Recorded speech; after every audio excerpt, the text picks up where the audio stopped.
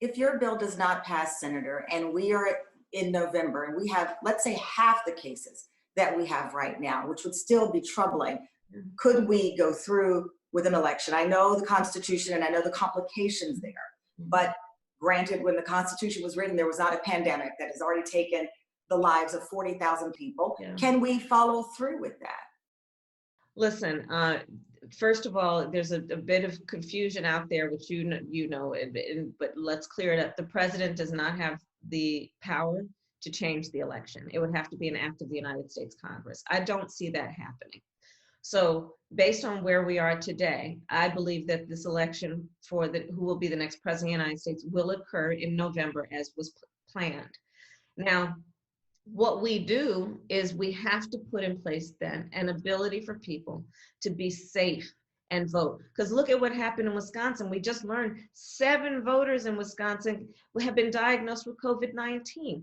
People shouldn't have to choose between their personal health and exercising their constitutional right as a patriot to have their voice weigh in on who will be the next president of the United States. Senator, you obviously launched a very passionate campaign for president. We know that Joe Biden, the presumptive nominee, has indicated that his choice for VP will be a woman. Some people have now taken issue with that. They've thrown out names of Governor Cuomo, who said he is not interested in the job. But it's a pledge that Vice President Biden made. Was it the right decision to narrow it down to gender? Well, I mean, I'll tell you, to your point, Tamron, I was a candidate for president, and it was, among the top 5 throughout the campaign. And when I was asked who would I pick for my vice president, I said that back then, I haven't decided yet who she'll be. So I'm not hating. I'm not. Right. I understand that.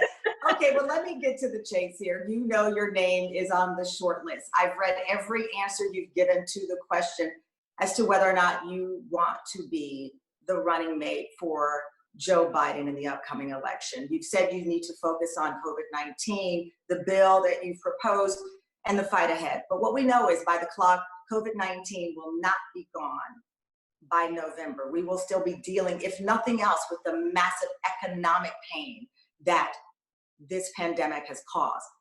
You can do both at the same time. Have your focus on fighting this pandemic and getting the nation back on its feet, and also say you want to be the running mate for Joe Biden. So I'll ask you, because both will exist, are you the right person to be on the side of Joe Biden headed into November?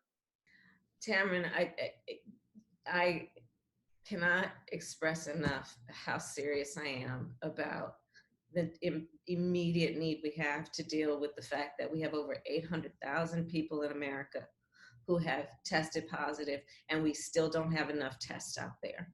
Over 40,000 people have died, 40,000 souls. I am talking on a daily basis to mayors, to my governor, to hospital workers, to members of the clergy and nonprofits who are running food banks. People are suffering right now. People are falling through the cracks on a daily basis, and this is where they should count on their government to work. So these are the things that I'm focused on right now, and this is where my mind is at. I am honored to be part of the discussion. I am fully aware that I am part of the discussion, and I'm truly honored that I would even be part of that discussion.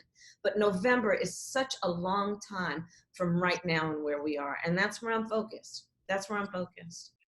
Senator Kamala Harris, thank you so much for your time today. We greatly appreciate you joining us. Thank you. Thank you. It's good to be with you.